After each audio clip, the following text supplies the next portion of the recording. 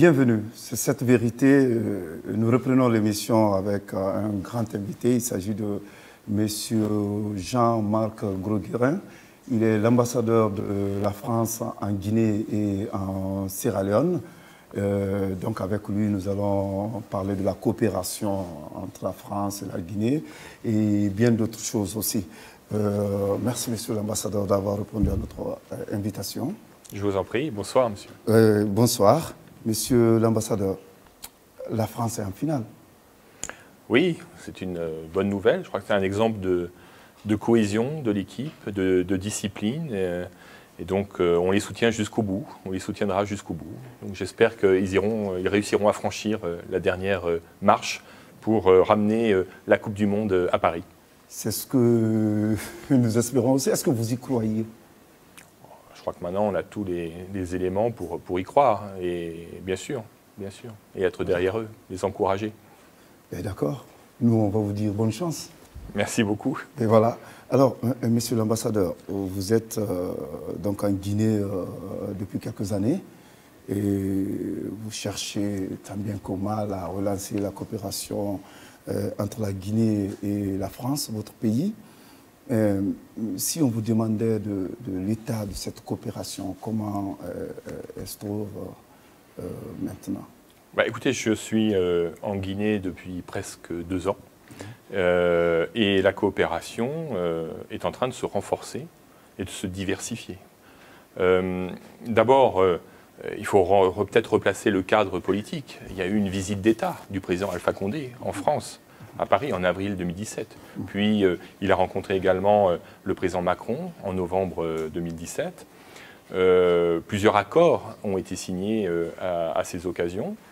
Et je dirais également que lors de la nomination du nouveau Premier ministre, Kassori Fofana, le Premier ministre français, Édouard Philippe, a, dans sa lettre qu'il a adressée à son homologue guinéen, souhaité donc le meilleur vœu pour sa mission, mais a confirmé que le partenariat entre la France et la Guinée était un partenariat qui se maintiendrait, un partenariat privilégié qui serait renforcé.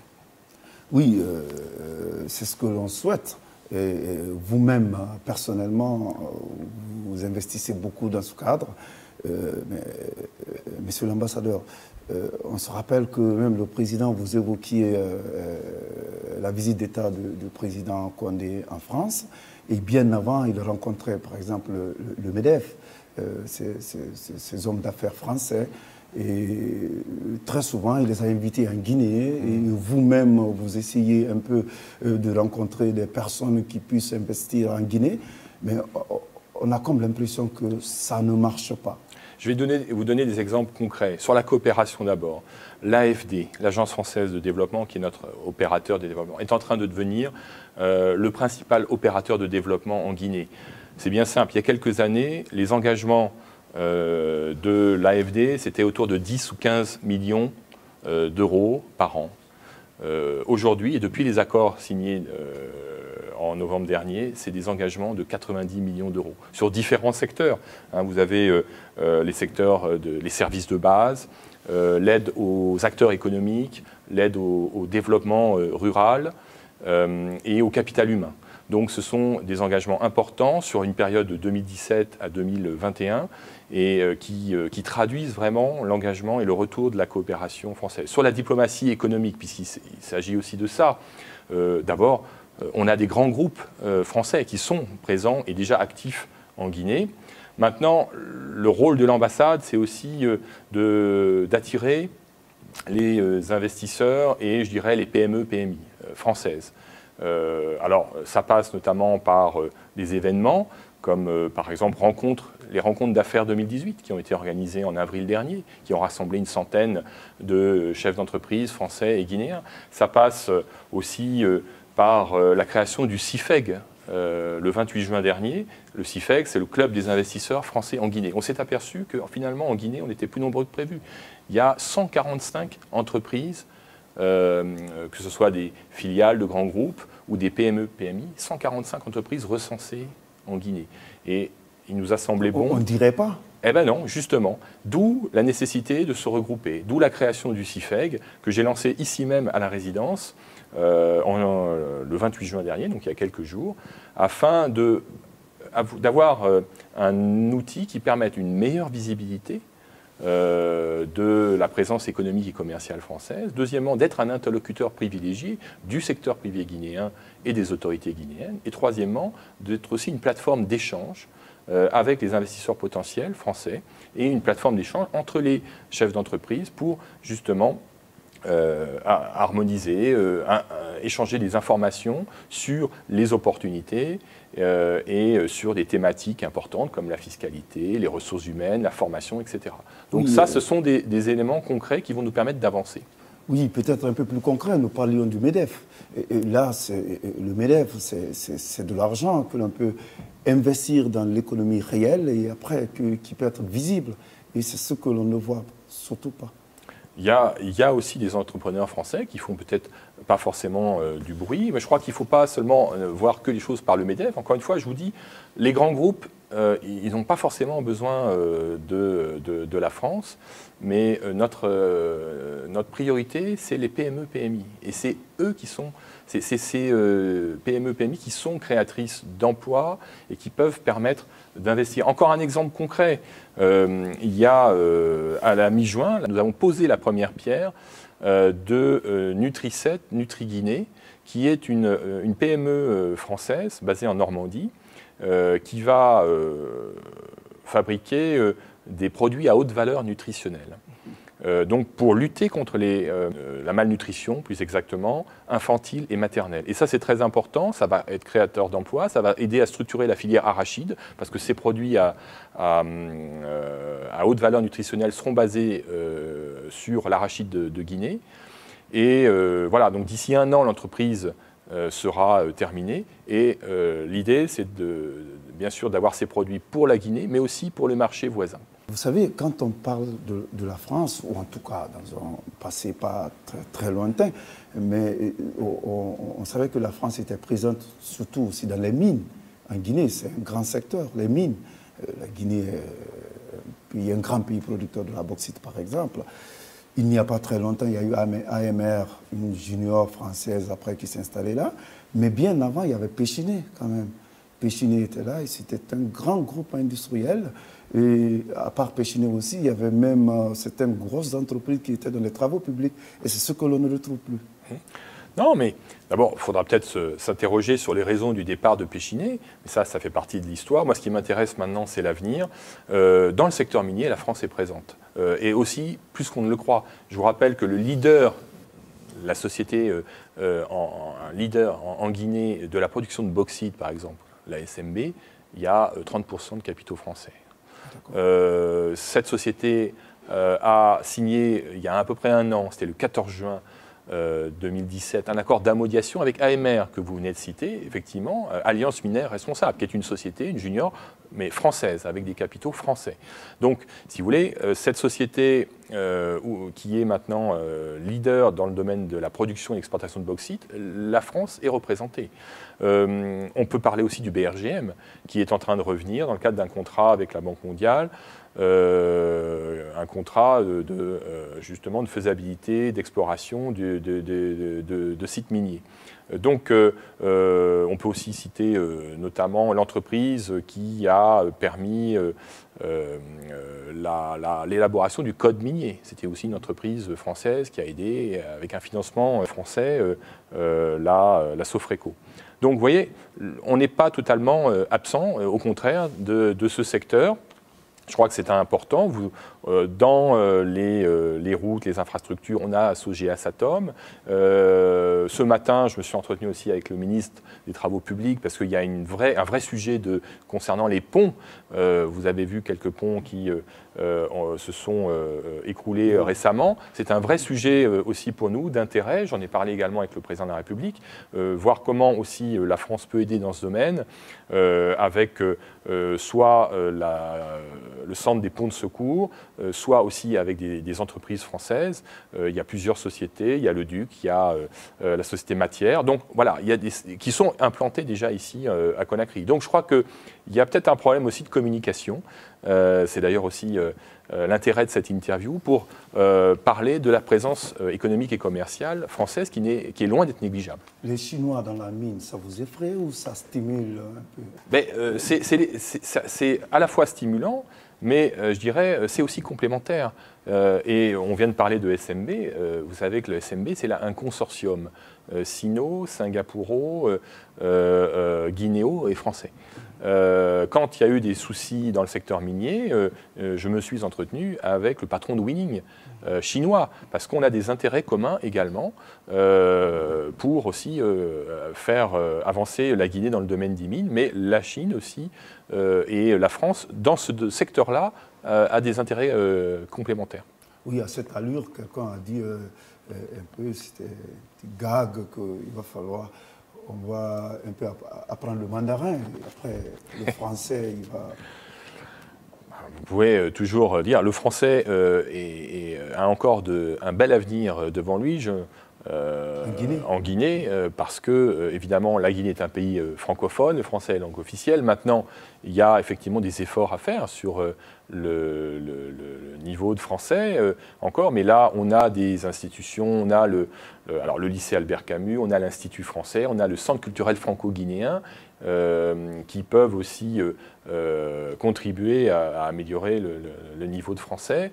Et en tout cas, moi, je trouve que le français est une langue en partage, que l'on a en partage avec la Guinée. Et c'est très important de continuer à le promouvoir. On va essayer de le faire. Mais la France est présente aussi dans un secteur qui est fondamental, c'est l'énergie, à travers Veolia. On a fait beaucoup d'investissements. Le président Condé, son régime, il a fait énormément d'investissements, mais tout cela aussi a du mal à prendre. Et Veolia est venu un peu pour aider à gérer l'électricité. Certains en Guinée se posent une question. Pourquoi on a choisi Veolia, pas EDF par exemple, qui est beaucoup plus spécialisé en la matière que Veolia, qui est plutôt du côté de l'eau, l'exploitation de l'eau en France? Veolia est aussi maintenant expert et compétente dans le domaine de l'électricité et de l'énergie d'une manière générale. Après, il s'agit certainement de questions d'appel d'offres sur lesquelles je ne reviendrai pas forcément, mais je pense que là, Veolia, effectivement, dans EDG, est présente dans l'énergie, enfin en tout cas dans l'aspect distribution, puisque c'est pour la réforme d'EDG qui en a bien besoin, mais vous avez aussi une présence française dans d'autres secteurs, mais je pense à l'hydroénergie par exemple. On oublie aussi trop souvent que Caletta et Swapiti, certes, ce sont les Chinois, mais je vous disais tout à l'heure qu'il y a une complémentarité. Le cabinet technique, de contrôle technique qui travaille avec les Chinois, c'est un cabinet français. Tractebel, Engie, donc filiale d'Engie. Donc c'est très important. Les Français sont aussi présents dans l'hydroénergie. On a également, et là je suis en échange avec des sociétés françaises et des autorités guinéennes, mais il y a beaucoup de projets actuellement sur l'hydroénergie, y compris les micro-barrages, pour contribuer à équilibrer le réseau, et donc pas seulement d'avoir des grands barrages, des méga-barrages comme Swapiti. Sur l'énergie solaire, il y a plusieurs sociétés qui sont en train de se positionner actuellement sur l'énergie solaire. Justement, on a une grande potentialité à ce niveau-là. Je crois que la France a fait beaucoup dans d'autres pays dans ce cadre de l'énergie solaire, si je ne m'abuse, au Burkina par exemple. Mais en Guinée, on ne le voit pas. Cependant, les ressources existent. Les projets sont là. Ensuite, c'est vrai que c'est toujours un peu long à se mettre en œuvre. Je dirais qu'il y a également, pour que la Guinée soit attractive, il faut aussi qu'il y ait des efforts du côté de la Guinée, c'est-à-dire en termes de stabilité, du cadre juridique, du cadre fiscal, aussi, stabilité sociopolitique d'une manière générale. C'est très important pour rassurer les investisseurs. Je reviendrai sur une chose. On a quand même eu, et ça c'est une opportunité que peut-être on a un peu perdu de vue. À Paris, en novembre dernier, s'est réunie une conférence dans le cadre du PNDES, le Programme national de développement économique et social. Pour la première fois, la communauté internationale, bailleurs bilatéraux, multilatéraux, secteur privé, se sont réunis pour accompagner les réformes structurelles que la Guinée envisage. Plus de 21 milliards de dollars d'engagement financier. C'était en novembre dernier. Et maintenant, l'important, c'est de mettre tout ça en musique, de mettre tout ça en œuvre. De son côté, la France, pour rappeler aussi l'importance de l'engagement français, avait, par la voix de son ministre de l'économie et des finances, Bruno Le Maire, affirmé que la France s'engagerait à hauteur de 501 millions d'euros. Donc c'est très important dans ce cadre. Sur les 501 millions d'euros, 477 millions seraient mis en œuvre par l'AFD, tout outils et programmes confondus. Donc vous voyez, ce que je veux dire, c'est que la France se renforce. C'est des promesses. Ce sont des engagements à charge après la Guinée de prévoir la mise en œuvre, le suivi technique, logistique, financier, administratif de tous ces projets. Mais ce que je veux dire, c'est que la France, mais la communauté internationale d'une manière générale, les partenaires techniques et financiers sont là. Ils sont prêts à aider la Guinée. La Guinée, c'est, vous l'avez dit tout à l'heure, un potentiel formidable, des ressources naturelles incroyables, hydrauliques, solaires, agricoles, forestières, halieutiques et minières. Donc je pense qu'il y a un formidable potentiel. On a une communauté internationale qui est là, qui est prête à concrétiser ces engagements. Il faut aussi, pour la Guinée, faire les efforts nécessaires de mise en œuvre des différents projets, de suivi, de stratégie à la fois politique et de suivi administratif pour aller de l'avant. Voilà, un autre secteur dans lequel la France elle est vraiment présente, c'est la sécurité, la réforme. Et c'est vraiment quelque chose qui est très important pour le président de la République parce qu'on se rappelle encore que pendant la période de la transition, cette période gérée par des militaires en Guinée, et il y avait un peu, passez-moi l'expression, un peu de désordre au niveau des forces de sécurité. Alors la France aide beaucoup à réformer nos forces de sécurité. Mais cette réforme, encore une fois, pour le Guinéen lambda, pour lui, cette réforme a du mal à prendre. Vous savez, c'est des réformes qui se projettent sur le long terme. D'abord, il y a trois aspects. L'aspect sécurité pure. Il y a l'École nationale de police de Cap-Bénen. Et ça, c'est tout à mettre au bénéfice et à l'honneur du président de la République d'avoir souhaité, après 15 ans d'absence, créer à nouveau une nouvelle école nationale de police. La France est présente dans ce secteur, en termes d'accompagnement pédagogique. On a un coopérant dans ce domaine pour former les policiers et les sous-officiers. Ça prend du temps. La création effective, c'est 2016. Vous voyez, la première promotion 2016, donc c'est tout récent.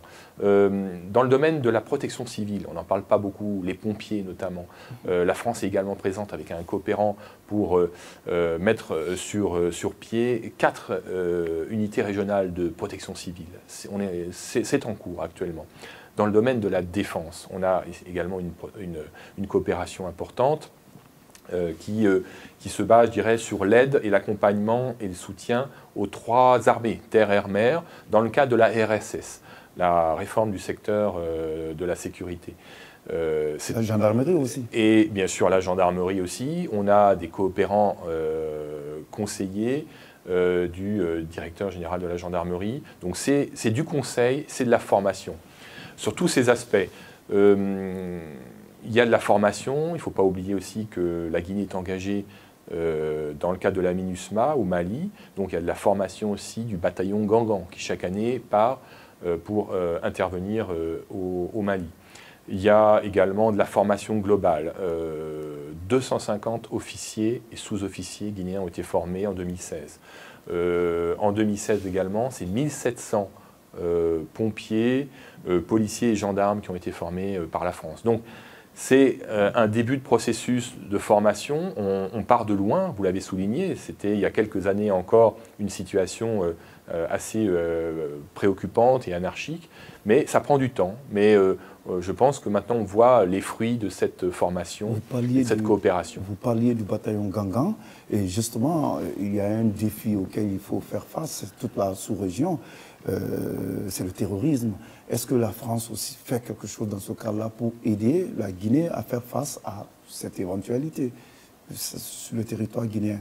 Pas que former les militaires qui sont...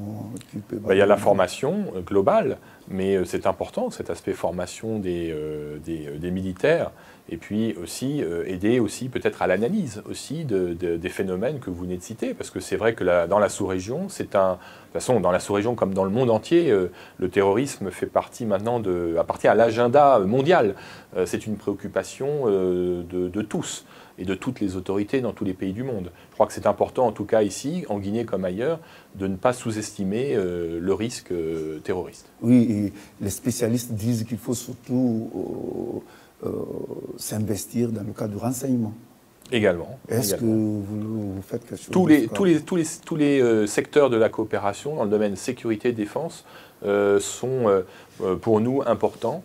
Et en tout cas, je crois que la relation de confiance qui existe entre les deux pays nous permet effectivement de pouvoir avoir ces formations ou ces conseils dans différents domaines. D'accord. On va parler d'un sujet qui est d'actualité, c'est la migration. D'ici, on va parler de l'émigration. Alors, surtout clandestine. Beaucoup de personnes, notamment les présidents africains, pensent que les jeunes Africains, peut-être les Guinéens surtout aussi, partent vers l'Europe parce qu'ils n'ont pas d'emploi sur place. Alors, qu'est-ce que vous faites concrètement dans ce cadre-là pour la Guinée? Parce que la Guinée est devenue un pays d'où partent énormément de migrants, de jeunes migrants. Je crois que la réponse à l'immigration clandestine, c'est aussi le développement du pays. Donc, toutes les actions que j'ai décrites tout à l'heure permettent justement d'accompagner ce développement. Mais évidemment, c'est un long processus. C'est un processus de moyen et long terme. Mais là, il y a urgence. Effectivement, on a pu remarquer qu'il y avait beaucoup de migrants guinéens qui étaient partis clandestinement à leur risque et péril, je dirais. Or, vous parliez tout à l'heure de beaucoup de présidents qui, moi je sais que le président Alpha Condé est très soucieux de voir les jeunes, cette jeunesse guinéenne qui est dynamique, plutôt s'investir dans son pays pour construire et développer le pays. Alors il y a des projets importants comme le projet Integra, qui est un projet de l'Union européenne, mais pour lequel la France, évidemment, est partie prenante. Il y a également tout ce qui est quand même migration légale. Et je voudrais même rappeler que le travail aussi de l'ambassade, c'est d'encourager la migration légale, d'encourager la migration familiale, professionnelle, estudiantine. Chaque année, plus de 500 étudiants guinéens partent faire leurs études en France, dans les écoles, etc. Et on encourage aussi les diplômés de l'enseignement supérieur à revenir aussi pour contribuer à développer, à construire leur pays et à s'investir dans le pays. Et il y a un mouvement de la diaspora qui est important et sur lequel, je crois, la Guinée devrait investir et s'intéresser davantage. C'est déjà le cas dans certains secteurs. Nous avons lancé, par exemple, la plateforme Alumni Guinée, il y a à peu près 2 ans. C'est une plateforme d'échange d'informations pour les étudiants ou des professionnels issus de la diaspora, mais qui ont été qui ont eu la chance de se former en France, diplômés de l'enseignement supérieur, et qui souhaitent revenir, mais qui souhaitent trouver un travail. Et l'idée, c'est d'encourager la diaspora à revenir pour travailler, construire et développer leur pays. Vous parliez de migration légale, mais il se trouve que beaucoup dénoncent un peu des tracasseries au niveau de l'ambassade pour avoir un visa. Ah, ça, il y a beaucoup de pays où on peut dénoncer ces problèmes. Je dirais que ces derniers temps, nous avons eu un problème de système de rendez-vous. Notre système de rendez-vous, qui était un système, je dirais, gratuit et sur Internet, avait été piraté. Et donc, nous avions quelques arnaqueurs, guinéens d'ailleurs, qui vendaient des faux rendez-vous à d'autres demandeurs de visa, mais qui se faisaient gruger. Donc, on a mis un terme à tout ça et nous avons souhaité rebâtir avant les grands flux de l'été, avoir un système de rendez-vous plus fiable, plus sécurisé par téléphone, et bon pour essayer de répondre aux demandes. Alors, ce système est tout nouveau, puisqu'il est rentré en fonction le 5 juin dernier. Donc, on est encore un petit peu dans le rodage du système. Et surtout, pendant 3 mois, beaucoup de Guinéens ne pouvaient pas partir à cause du blocage de ce piratage de l'ancien système de rendez-vous. Donc les choses sont en train de s'améliorer. D'accord, mais ce système, naturellement, vous dites que c'est le départ, sinon il a énormément de... Déjà, il faut payer pour avoir un rendez-vous. Comme avant. Je vous signale que c'était le cas avant. D'accord, mais il faut aussi appeler. Le call center, apparemment, n'est pas en Guinée. Et le réseau n'est pas très fiable et ça a des coûts. Alors le réseau est fiable puisque au départ il n'y avait que Orange, maintenant c'est Orange et MTN, donc le réseau maintenant est fiable avec 2 je dirais opérateurs téléphoniques. Ensuite ça a des coûts, mais le système précédent était aussi coûteux, mais au moins maintenant il est fiable et il permet aux gens de pouvoir partir, parce que je peux vous dire que là, avant que nous passions à ce nouveau système, les gens devaient attendre plus de 3 mois pour avoir un rendez-vous. Donc c'était évidemment inacceptable, et en plus beaucoup de gens se faisaient arnaquer. Donc on ne pouvait que changer de système et rapidement avant les flux de l'été. Vous aviez dit aussi que c'est effectivement un opérateur qui n'est pas en Guinée. Oui, parce qu'il n'y avait pas d'opérateur en Guinée pour le moment. Donc pour l'instant, nous avons fait dans l'urgence appel à une autre société de la sous-région, mais c'était important de prendre des décisions et d'agir vite pour éviter que les gens qui souhaitaient partir en famille ou de manière professionnelle ou en touriste à l'été puissent partir rapidement. Et l'autre problème pour clore ce domaine, ce secteur, c'est les conditions d'accueil de ces demandeurs de visa. Les conditions ne sont pas très bonnes. Bah, écoutez, maintenant qu'ils ont les rendez-vous, les conditions sont... Vous êtes allé déjà dans le consulat visiter? J'ai vu. Bah, écoutez, je vous invite, il y a une salle d'attente, il y a 4 guichets et allez dans la plupart des administrations ici guinéennes, vous verrez, je pense que l'accueil est bon. Après, maintenant, ceux qui peuvent avoir des raisons de se plaindre, effectivement, c'est des fois quand il pleut, donc là, on essaie de faire attention. Mais il faut juste savoir une chose, c'est que pour ce système est transitoire, puisque d'ici, normalement, 1 an, nous aurons un autre système externalisé avec un opérateur sur la place et qui permettra de gérer et les rendez-vous et la collecte des éléments de dossier. Et donc, les gens n'auront plus à se déplacer jusqu'à l'ambassade, jusqu'au consulat. Je pense que les choses seront facilitées.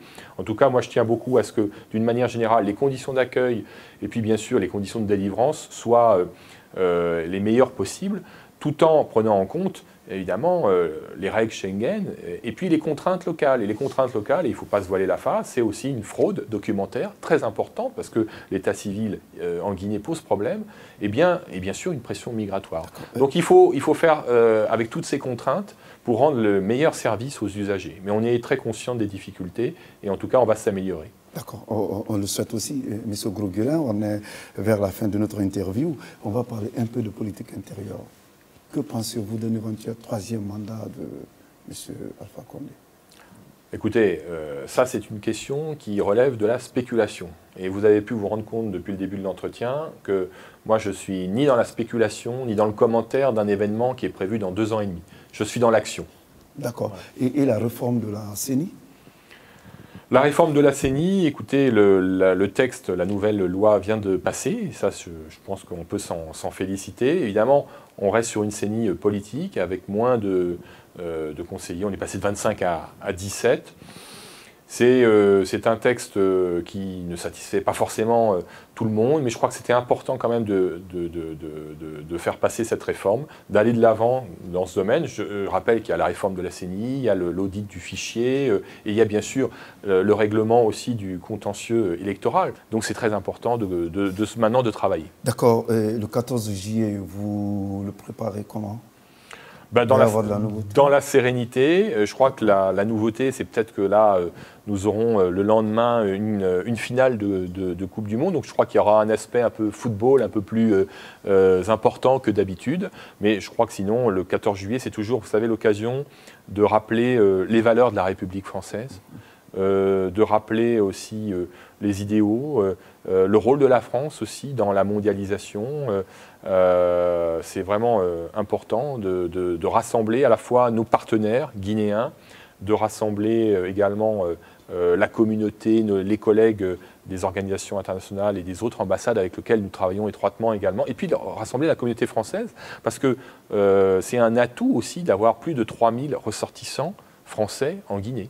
C'est le premier atout pour la coopération et pour le renforcement des liens entre nos deux pays. Merci, M. Gros-Gurin. Je vous en prie. Merci vraiment pour l'interview et merci. Cette vérité est terminée pour aujourd'hui et à la semaine prochaine. Merci. Merci à vous.